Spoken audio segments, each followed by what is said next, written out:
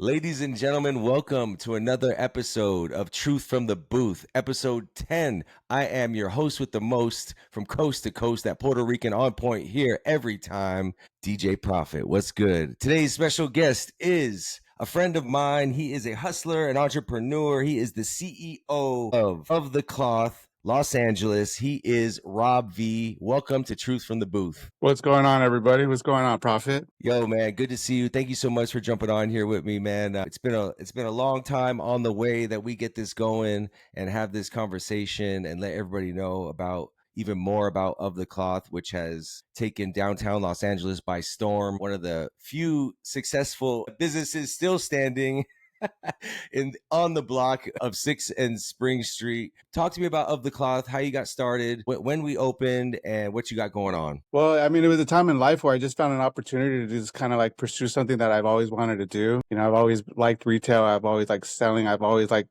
the creative part of people's brands and stuff like that. So it started off with just me being a reseller and then doing major events like SneakerCon, Sneaker Expo. And I ran into people who weren't really on the resale side, but like had their own brand and they were kind of struggling. You know, that's not what people really went there for, but their talent, like their cut and sew or putting their brand on blanks was really creative. And I kept telling myself, man, those are the people I really want to work with. You know, because they weren't getting the attention that they deserved. And when I had the opportunity, I went for it. And that's exactly what the store is built on, just creatives. Whether you're an artist, a musician, a comic, anything really. And I have the space for it. And I give them a platform. Yeah, I love that you've turned the not just a retail space, but like you said, a performance space, a creative space for creatives and other entrepreneurs to come in there and do their thing. Now, let me backtrack a little bit. So you started as like a vendor at like different markets for like resale, like I see them shoes. There's some out here in Temecula. There's local markets that are out there with people independently selling their items. Am I right on that? Yeah. Yeah, that's where I started off. That's where I got the bulk of the money to start the store. Dope. What was to sell a lot of my inventory that I had, and when I had the opportunity to, and that's how I started. But What I was it? didn't What was really it exactly? What was some of your hotter items or what you specialize in? like Nike, the hard to get Nikes, the Supreme, the Kit, gallery, anything that was really hype, Spider. Even today, I still do it, not so much, but anything that's really hyped and wanted and hard to get, I did the groundwork and got that stuff. Dope. So you're the plug. You're the plug on the hotness. Definitely the plug. Yes. Okay. So what year did we open Of the Cloth? Of the Cloth was started back in 23. So it was fairly new, still new, but it took me about 6 months to open the doors. I had to do the build out and figure out exactly how I wanted it, because I wanted a place where it's like smooth, so you actually have to come in and look at everything. And I wanted like a walkway, sort of, so to speak, so that's everything's easy to look at and easy to grab. And if you have any questions, it's easy for you to reach me and just ask questions and me to answer those. Yeah. So you made the feng shui very connected and flowing so that you walk through the entire store, see the entire collection,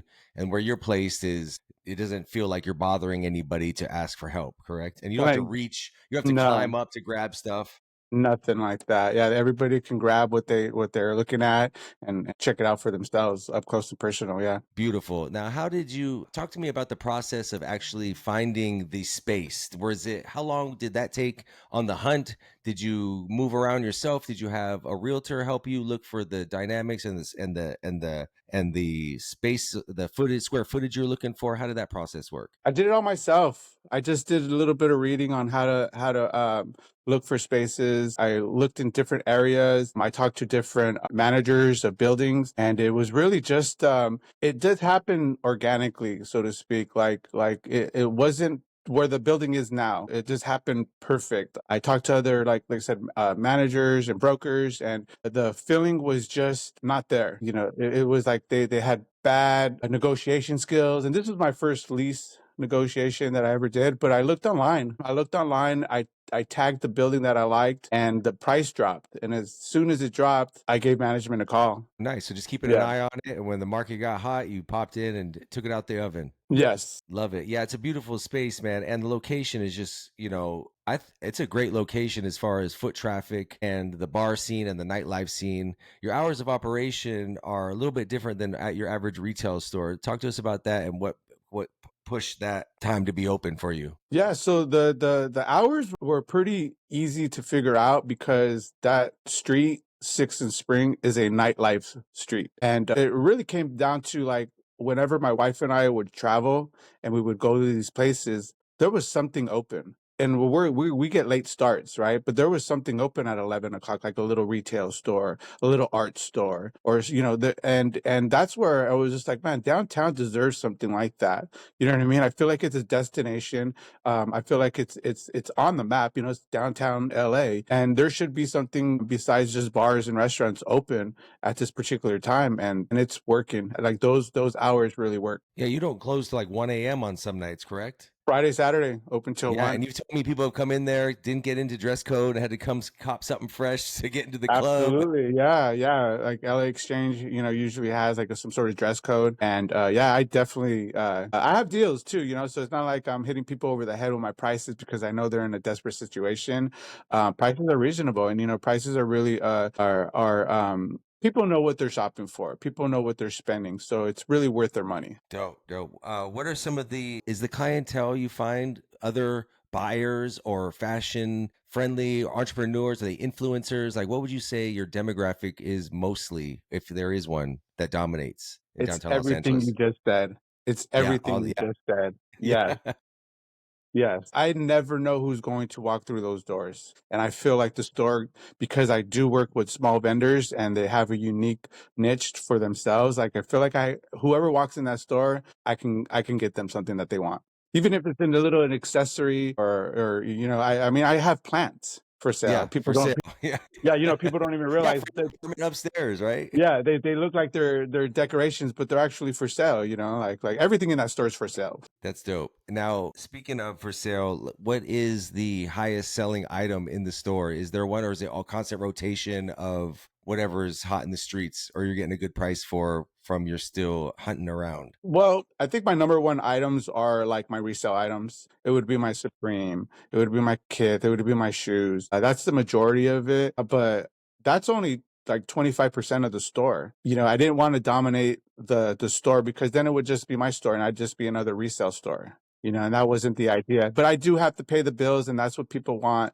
And the stuff that I source out does work because I have a heads up. I know exactly what I need. If someone hasn't brought it in and people keep asking for something, I go out and look for it and I'll bring it to the store. Yeah, that's dope. And talking about supporting the community with the live performances in the open creative space, so many influencers are coming in there and shooting your store, shooting their experience in the shopping, putting their fits that they get on their social media. Are you also running the social media yourself, or do you have a team that helps you with that? No, I originally did, but I understood that I needed help because that's not my strong suit. I'm still, if anybody's out there looking for a business partner, and I need it on the marketing side, uh, Okay. because that's not my forte, and so that's what I'm actually looking for now. If I don't get it, then I'll obviously turn into the marketer. I will step away from what my role is now and then move on to that. But yeah, I hired a kid who's really good, Ty Rogers. He's young, he's hungry, and he's on it. Like so many of them are. And I realize that's what you need for business. You know, Yes, I believe there is, a story to be told, and that's something that I will continue to do and will do. But I needed somebody like that, and for sure. and it's improved. It's helped out so many. I've had people come in and say, "Hey, I love your reels. I came in for this particular item because I saw it on a reel, or I saw it on IG, or any another platform." So yeah. Yeah, that's exactly why I asked, because I did notice that the social media had been upgraded, and I'm like, these are very dope, creative, reels that are interesting, like little mini movies. And downtown Los Angeles is so diverse that there's so many stories to tell for every person coming in. I just thought it was dope, so I had to ask. Now let's talk about stories. By the way, what exactly is your story? Where did you grow up? What put this hustler mentality, entrepreneur seed? Who planted that seed on you, and how did you basically come up through into the game? I think it was just admiring things around me, admiring people around me. I'm a nurse by trade. It's something that I went to Oh, I didn't know school that. before. Yeah, I'm a nurse by trade. I did it for 15 years. Got a little burnt Wow. out. and I had a little situation go wrong at work, and it was just time. Like I can always go back to nursing at any point in time, but I honestly, at my age, having two grandkids, I was like, what's my legacy? Am I going to be Rob the nurse? Forever, and which is fine. Like I'm not, I love nursing, but I wanted something bigger, and I wanted something possibly to pass on, and to just be bigger than what I really think it could be. And having the store was probably like a dream come true. Oh, it is a good dream come true. That is so dope. Absolutely. Yeah, most people just, settle for what provides for them and pays the bills and makes their life comfortable. But to take that risk and live your dream, that's the exact reason why we have you on here, Truth from the Booth, is to, share that and hopefully inspire others to attract their dreams as well by, sometimes letting go of that comfort zone. And that's such a hard task. That's probably the biggest thing. That was the biggest change, was the money, because I got so used to the money, the nursing money and stuff like Yeah. that. But I had, like I just recently I got married. She makes a good living, and it was just time. There have definitely been times of struggle. I'm still struggling today sometimes, but I wouldn't have it any other way. Right? That's what they always say, and it's so true. I don't feel like you need a ton of money to start a business. I think you just need the hunger, Right. and people will come. People will come, eventually come and shop and whatever, and support whatever it is that you have, because they'll see it. You know what I mean? It'll be in the work. Yeah, for sure. And the reputation. I mean, coming down the store to mention, the independent artist and designer and music, helping my son out was huge for him, for his inspiration and motivation to have somewhere carry his brand and perform his songs and just that On little his clothes. sell his clothes, right? To just that little spark of, truth of living your dream for that moment is so inspiring that you never know who you could be sparking the next superstar designer or performing artist that, had their first performance downtown LA at your store. And that is so rewarding. And I know it's happening because, Let me tell it's you just something yeah, about that moment. That was the moment, Prophet, with your son, was yeah. when I knew I had something. Ah, You know what I mean? And that was yeah. so raw. It was the first one. None of us really knew exactly what we were doing, but we put it all together. And I'm like, this is exactly what I like, you Yeah, know? because the people in there were just all from different diversities and just connecting and talking. A shout to Zone of Endless Motion, Zyria, Zy the Fly Guy, got the whole thing rolling. Yeah, he did. He did. So, we're still working. He's still doing his music, obviously. Designers are kind of they got to be inspired. As the designing is not so much of a discipline, it being a creative, it's more of a when you're inspired to create. And we're trying to find his re-inspiration to get a new batch, a new drop for the shop as soon as possible. Hopefully seeing this will light a fire under his ass. Yeah, and that's exactly what I'm there for too. I'm there to push and help and groom and just push them forward, because it's wasted talent if you don't do it. You know what I mean? And you can do it on your off time. So that's the thing about creatives. I always try to tell the creatives, don't worry about the business right now.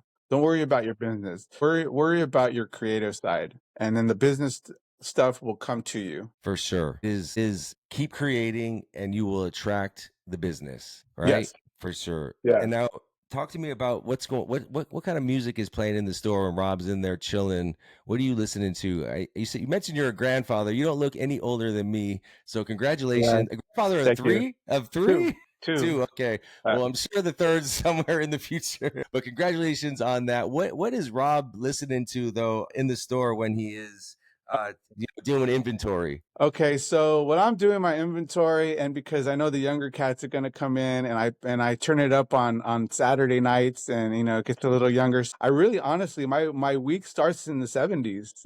Like oddly enough, and then I go from 70s to the 80s. I kind of go all the way through for my week. So from Monday's 70s all the way, all the way up until today's music.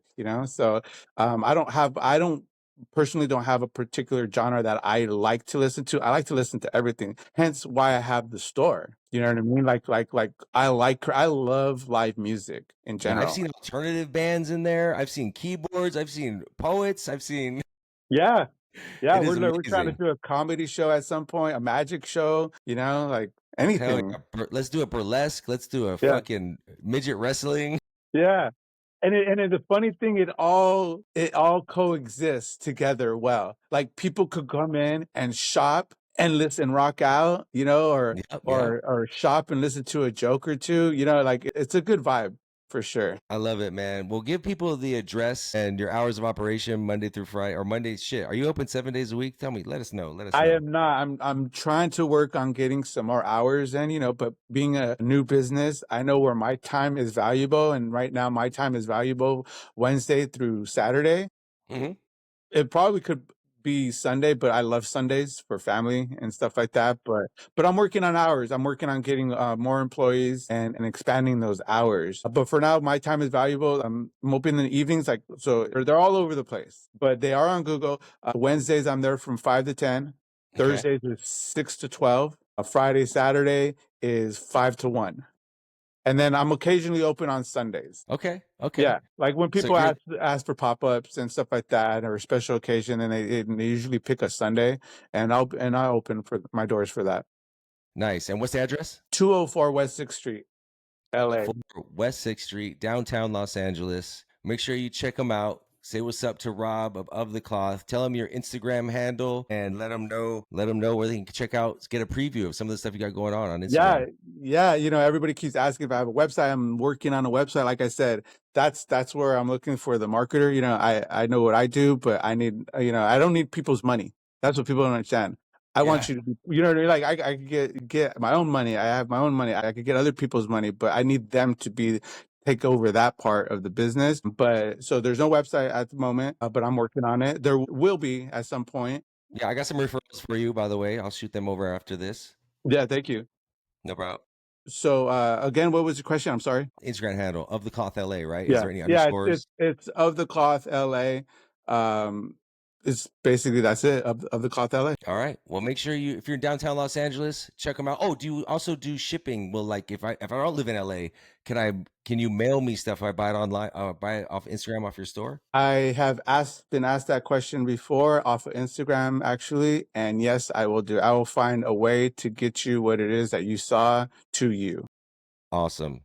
Well, Rob, appreciate you so much, man. Of the Cloth LA. Make sure you check them out. Downtown Los Angeles. Not only the dopest, illest, freshest gear, shoes, skateboards, sweaters, they got plants, they got ashtrays, all the dopest name brands, but also a creative space. So they got comedy shows, poets, live performances, DJs, and independent brands that they represent. Rob, we appreciate you, man. Thank you so much. Best of luck in your future. I know it's going to be bright and with more marketing and promotion kicked in, the potential is infinite, my man. It is.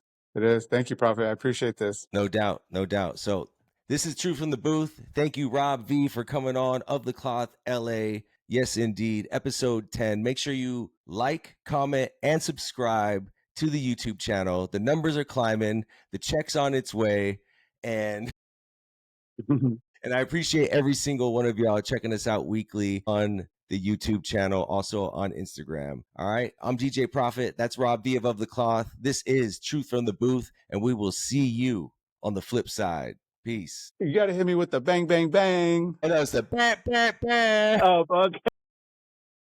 I'm DJ Prophet. This is Truth from the Booth. Bah, bah, bah. There Do you it. go. I love it. All right. Stay on.